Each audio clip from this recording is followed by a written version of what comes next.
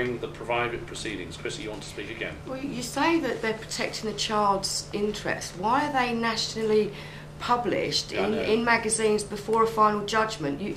So your neighbours do not know that your children are going to be adopted. Now, all of a sudden, they're on the front page the of world newspaper. knows that, and you've then got to start answering questions, and you have to say, I can't say anything. Yeah. What about the extended family? When those children are in that paper, they've probably gone for residency of those children. They've been refused because they can't afford to remortgage their house, they can't get legal aid, so they are refused.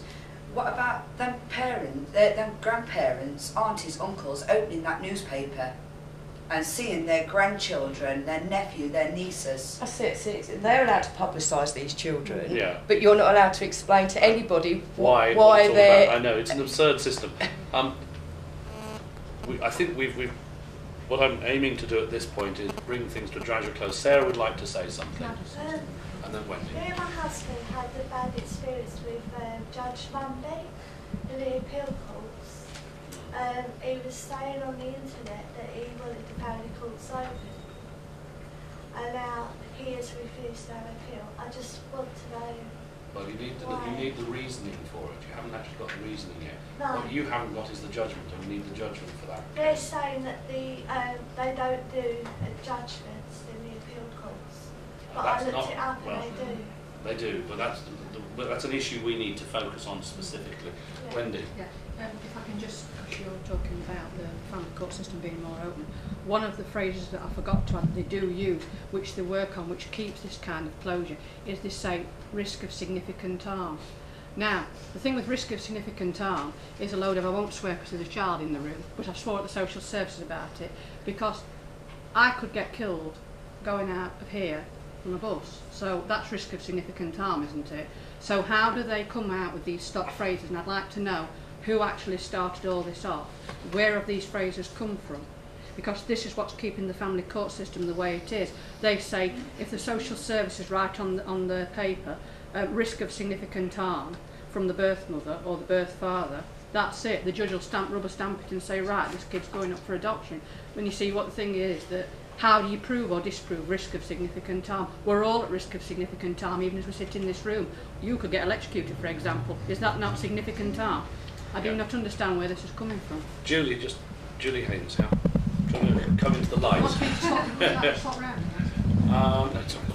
Julie's happy to stand up there and talk to people. I can't shed any light on where these phrases actually come from, but in our own particular case, we beat Worcestershire Social Services and the family court system, and they kept sort of banding around this phrase, risk of significant harm. We kept asking people, what is risk of significant harm? Well, it's, significant harm, or, and it kind of went round in a lot of circles. So we put in a Freedom of Information Act request to Worcestershire saying exactly, can you tell us what is at risk of significant harm and how would you recognise it? And the answer in writing came back, there is no legal definition of at risk of significant harm, and we wouldn't recognise it if it occurred. So for example, any child can end up in casualty with a bruise or with a cut. Does that mean that they've been at risk of significant harm? I think every parent in this room has probably taken at least one of their children to casualty, and we have 5 children. So does that mean that they're at risk of significant harm? I mean, at risk of significant harm perhaps can be used as a definition from perhaps, say, a court case in the High Court. Perhaps the High Court could define it in that sense. But there is no legal definition on the ground with Worcestershire County Council, and if Worcestershire County Council don't have a legal definition, I'm absolutely certain that no one else will. That's very interesting. Try again, if we can aim to bring things to close in the next sort of 10 minutes. They're actually, this issue of defining the risk of significant harm has gone to the House of Lords, and there actually were judgments that it had to be a defined and identified risk. But one of the problems with that phrase, which is in section 31 of the Children's Act and appears a lot through the 1989 Children's Act, is it's a matter of opinion. And actually now the opinions of local authorities' children's services, because it's now children's services rather than social services, are conflicted because of their priorities and their targets to achieve a proportion of adoptions from the children who have been in care for over 6 months.